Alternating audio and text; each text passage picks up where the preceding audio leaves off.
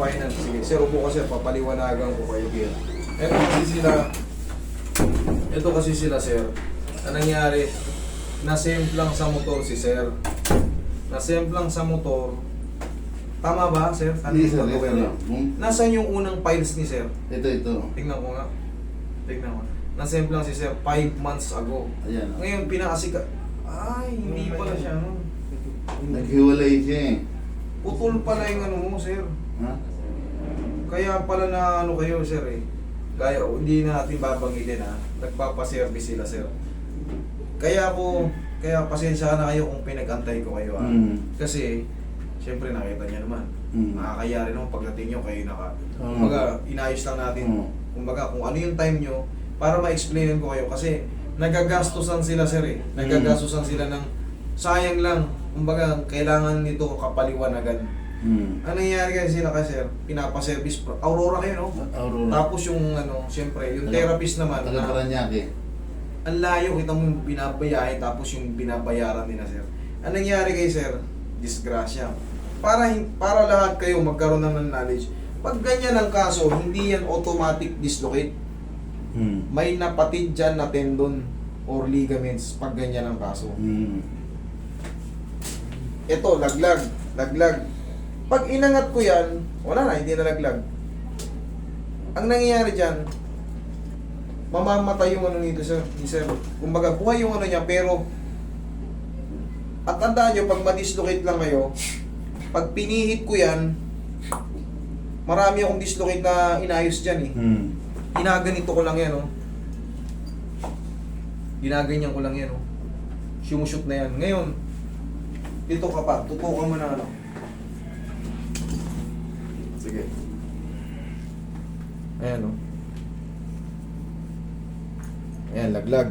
Pero pag ginanyan mo yan, oh, wala na, hindi na laglag. Ibig sabihin yan, hindi siya dislocate. Gaya nga nasabi ko, hindi siya dislocate. May napatid ditong tendon.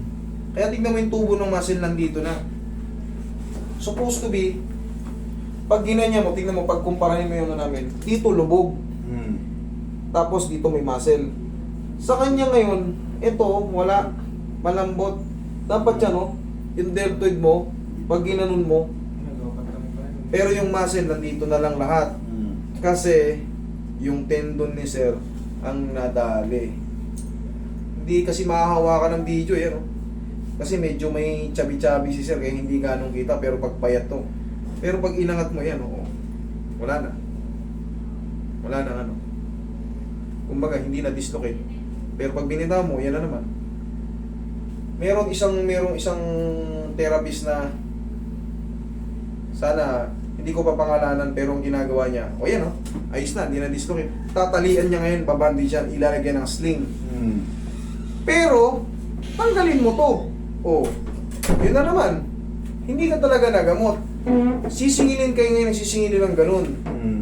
Kawawa kayong mga walang knowledge.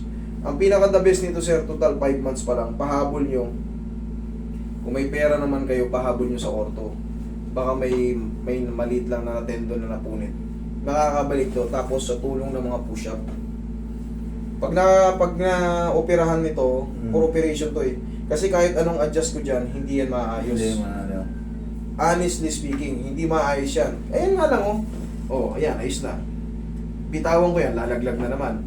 Hindi kita kasi medyo chabi-chabi nga sir, pero yan, nahahawakan naman natin.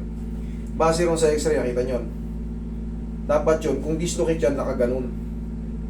Ito yung clamp, ito yung edgevirus, nakaganon. Yan ang dislocation. Pero pag yan, nakaganyan lang, tendon or ligaments ang nadali dyan. Dapat yan, ipa-MRI, kung ano yung request ng tapos ikakabit yun. Tapos, after ng ilang taong ka na? 22. Ang bilis lang yan, 3 months recovery, 3 to 4 months recovery na yan. Unti-unti ka na ngayon mag-self-therapy, parang rehabilitation. Mag-ano ka na ngayon, konti-konting Yun lang, gagaling yan. Bata pa to, makaka-recover pa yan, sir. Pero, yung 5 buwan na yun, tanungin nyo sa orto. Wala, nagasusan na sila, sir. Nakwento niya na sa akin kanina eh. Oo nga eh. Siyempre, ayoko nang mangyari dito, sir, kahit wala kayong bayaran sa akin. Ang mahalaga, na-explain ko yung tama para sa inyo. Kasi kahit pumunta pa kayo sa ibang ano, maniwala kayo sir. Kaya nga may nagsasabi, si ano, mahusay yan. Mapatunayan ko sa inyo na wala talaga na hindi na kaya na ng ano ito. Hindi ito ordinaryo dislocate. Putol lang ano nito, may maaring ligaments o tendons. Okay sir? For operation to, yun lang, pinaliwanag ko na sa inyo para mahabaan natin kasi kanina pagka ganito katagal yung ano, yung pila, maantala. Inubos ko muna sila para maintindihan nyo. Yun nga sir, ang pinaka-the best niya, isling nyo lang muna siya. O para hindi masyadong lumadlad yung... Kasi habang tumatagal at naiinat masyado yung ligaments at tendons, masasanay na ng masyadong mababa. Kasi medyo mabigat yung braso Kasi ni sir. hindi niya nga talaga kaya gano'n yan. Hindi niya talaga, kasi pag putol ang tendon, walang lakas ng muscle. Tandaan nyo, ang muscle nakakapit sa tendon. Ang tendon nakakapit sa bone. Pag putol yung kinapitan, yung muscle, walang power. Wala siyang kakapitan eh. So yun lang, isling nyo lang to palagi. Para pansamantala. Ay, meron po siyang ano yung armrest. Yun muna. Yun lang muna. Tapos, punta kayo ng orto. Punta kayo ng orto. Total ngayon, ito isa pa sa sekreto, butuhan ngayon. Pagbubutuhan. Siyempre, nilalapitan tayo nila Mayor, nila Consial. Pagkakataon naman natin ngayon lumapit sa kanila. Mayor, baka kasi yung anak ko bata pa eh. Kailangan maoperahan sa tendon or sa muscle. Baka pwede naman na ano. Okay? Sir, yun ang pimututukin. Ayun, Oh, yan, bibitawan ko yan. Pero na, bilog na yun.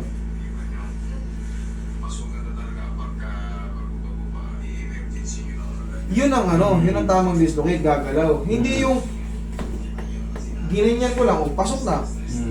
Bilog na, wala na. Pero kailangan hindi ito. Sinihaw ko dito. Pero pagka yan, binitawan ko ron, ayan na naman. Okay, alam niyo na. Pasensya na kayo, sir. Yung wala kayong babayaran sa akin. Ang mahalaga, nalaman niyo yun. Gastusin niyo na lang sa mga pamasahe pagkain. kami Okay? na. Salamat. Sige sir, salamat. Yung mga cellphone yun. Ano mo?